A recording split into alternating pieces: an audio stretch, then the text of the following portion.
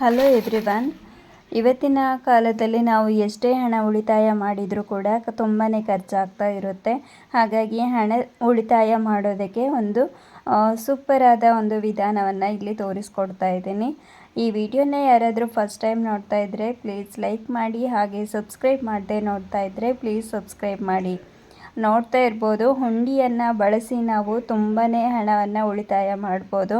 ಹುಂಡಿಯಲ್ಲಿ ನಾವು ದಿನನಿತ್ಯ ಒಂದು ಸ್ವಲ್ಪ ನಮ್ಮ ಕೈಲಿ ಸಿಕ್ಕಿದಷ್ಟು ನಾವು ಅಂದರೆ ಸೇವ್ ಆದಷ್ಟು ಹಣವನ್ನು ನಾವು ಹಾಕ್ತಾ ಇದ್ದರೆ ತುಂಬ ಹಣವನ್ನು ಸೇವ್ ಮಾಡ್ಬೋದು. ಇಲ್ಲಿ ನಾವು 2 ಮಂತ್ ಬ್ಯಾಕಲ್ಲಿ ಒಂದು ಹುಂಡಿನ ಖರೀದಿ ಮಾಡಿ ಅದಕ್ಕೆ ಹಾಕ್ತಾ ಬಂದಿದ್ವಿ. ಬಟ್ ಈಗ ಅದು ಒಂದು ಮುಕ್ಕಾಲು ಭಾಗ ಫುಲ್ಲಾಗಿದೆ.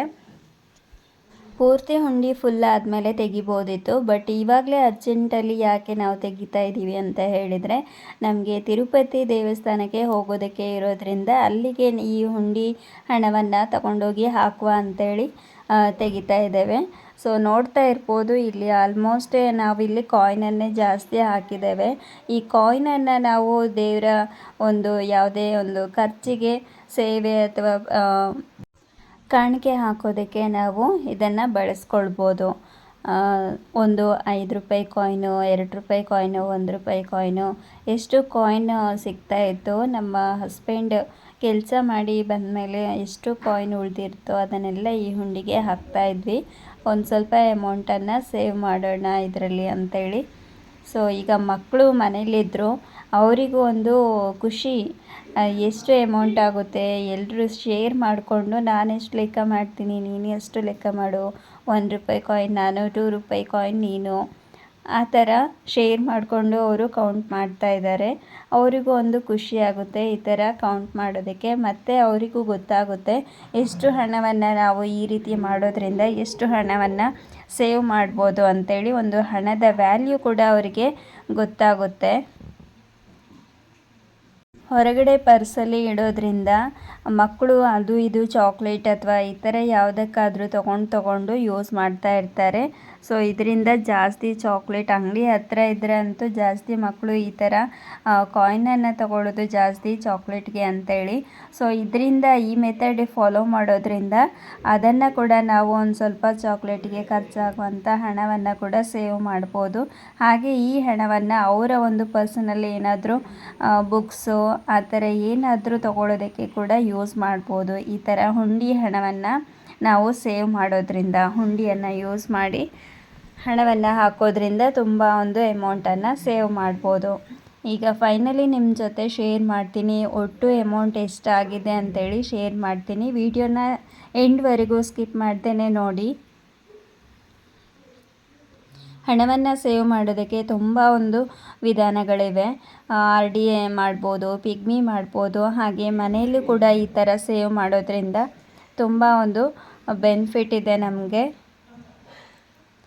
ಪ್ರತಿ ವರ್ಷ ವರಮಹಾಲಕ್ಷ್ಮಿ ಹಬ್ಬ ಇರ್ಬೋದು, ಹಾಗೆ ಗಣಪತಿ ಹಬ್ಬ ಇರ್ಬೋದು, ಯಾವುದಾದ್ರೂ ಒಂದು ಹಬ್ಬವನ್ನು ಆಲ್ಮೋಸ್ಟ್ ತುಂಬ ಜನ ಗ್ರ್ಯಾಂಡಾಗಿ ಸೆಲೆಬ್ರೇಟ್ ಮಾಡ್ತಾ ಇರ್ತೀವಿ. ಅಂಥ ಟೈಮಲ್ಲಿ ಈ ಒಂದು ಹುಂಡಿ ಹಣ ಕೂಡ ತುಂಬಾ ಉಪಯೋಗಕ್ಕೆ ಬರುತ್ತೆ. ಒಂದು ವರ್ಷ ನಾವು ಹುಂಡಿಯಲ್ಲಿ ಹಾಕೋದ್ರಿಂದ ನಮಗೆ ಏನೇ ಒಂದು ಕಷ್ಟ ಇದೆ, ಈ ಸಾರಿ ನಮಗೆ ಹಬ್ಬ ಸೆಲೆಬ್ರೇಟ್ ಮಾಡೋದಕ್ಕೆ ತುಂಬ ಕಷ್ಟ ಅಂತ ಏನಾದರೂ ಇದ್ದರೆ ಈ ಥರ ಒಂದು ಹುಂಡಿ ಹಣವನ್ನು ಯೂಸ್ ಮಾಡ್ಕೊಳ್ಬೋದು. ನಾವು ಕೈಯಲ್ಲಿ ಆದಷ್ಟು ಆಗಾಗ ಹಾಕ್ತಾ ಇದ್ದರೆ ನಮಗೆ ಅದು ಉಪಯೋಗಕ್ಕೆ ಬರುತ್ತೆ ಇಂಥ ಟೈಮಲ್ಲಿ.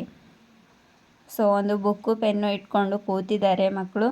ಯಾವುದು ಎಷ್ಟೆಷ್ಟಾಗಿದೆ ಅಂತ ಬರೆದು ಇಟ್ಕೊಂಡಿದ್ದಾರೆ. ಫೈನಲಿ ಇವಾಗ ಎಲ್ಲನೂ ಅದಕ್ಕೇ ಹಾಕ್ತಾ ಇದ್ದೀವಿ. ಸೊ ನಾವು ತಿರುಪತಿ ದೇವಸ್ಥಾನಕ್ಕೆ ಹಾಕೋಣ ಅಂಥೇಳಿ ಅಲ್ಲಿ ತಗೊಂಡೋಗಿ ಹಾಕಿದರೆ ತುಂಬ ಒಳ್ಳೆಯದು ಅಂತ ಹೇಳ್ತಾರೆ. ಈ ಥರ ಹುಂಡಿ ಹಣವನ್ನು ತಗೊಂಡೋಗಿ ಹಾಕಿದರೆ ತುಂಬ ಒಳ್ಳೆಯದು ಅಂತ ಹೇಳ್ತಾರೆ. ಸೊ ಹಾಗಾಗಿ ನಾವು ಇದನ್ನು ಓಪನ್ ಮಾಡಬೇಕಾಗಿ ಬಂತು. 2 ಮಂತ್ ಬ್ಯಾಕ್ ಅಷ್ಟೇ ಈ ಒಂದು ಹುಂಡಿಗೆ ನಾವು ಹಣವನ್ನು ಹಾಕ್ತಾ ಇದ್ವಿ. ಸೊ ಅದರಿಂದ ಸ್ವಲ್ಪ ಅಮೌಂಟ್ ಕಡಿಮೆ ಆಗಿರ್ಬೋದು. ಸೊ ಇದರ ಜೊತೆಗೆ ನಾವು ನೋಟ್ಗಳನ್ನು ಹಾಕೋದ್ರಿಂದ ಕೂಡ ತುಂಬಾ ಒಂದು ಬಿಗ್ ಅಮೌಂಟನ್ನು ನಾವಿಲ್ಲಿ ಸೇವ್ ಮಾಡ್ಬೋದು. ಹಾಗೆ ಕಾಯಿನ್ ಕೂಡ ಅಷ್ಟೇ, ಅದು ಕೂಡ ಅಷ್ಟೇ ತುಂಬಾ ಒಂದು ಹಣವನ್ನು ಸೇವ್ ಮಾಡೋದಕ್ಕೆ ಒಂದು ಬೆಸ್ಟ್ ಮೆಥಡ್ ಅಂತ ಹೇಳ್ಬೋದು. ಇದು ಬೆಸ್ಟ್ ವೇ. ಸೊ ಈಗ ಫೈನಲಿ 5 ರೂಪೀಸ್ ಕಾಯಿನ್ ಉಳ್ಕೊಂಡಿದೆ. ಸೊ ಅದನ್ನು ಕೌಂಟ್ ಮಾಡಿ ಹಾಕ್ತಾ ಇದ್ದಾರೆ. ಸೊ ಟೋಟಲ್ ಇವಾಗ ಎಷ್ಟಾಗಿದೆ ನೋಡೋಣ ಬನ್ನಿ.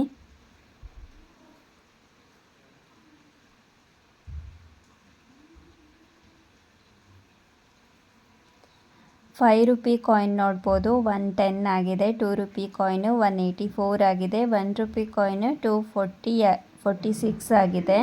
ಸೊ ಟೋಟಲಿ ಅಮೌಂಟು 540 ಆಗಿದೆ. ಜಸ್ಟ್ 2 ಮಂತ್ ಬ್ಯಾಕ್ ಅಷ್ಟೇ ನಾವು ಹಣವನ್ನು ಹಾಕಲಿಕ್ಕೆ ಸ್ಟಾರ್ಟ್ ಮಾಡಿದ್ದು. ಸೊ 1 ಇಯರ್ ಇದೇ ಥರ ಮಾಡಿದರೆ ನಾವು ತುಂಬ ಹಣವನ್ನು ಸೇವ್ ಮಾಡ್ಬೋದು.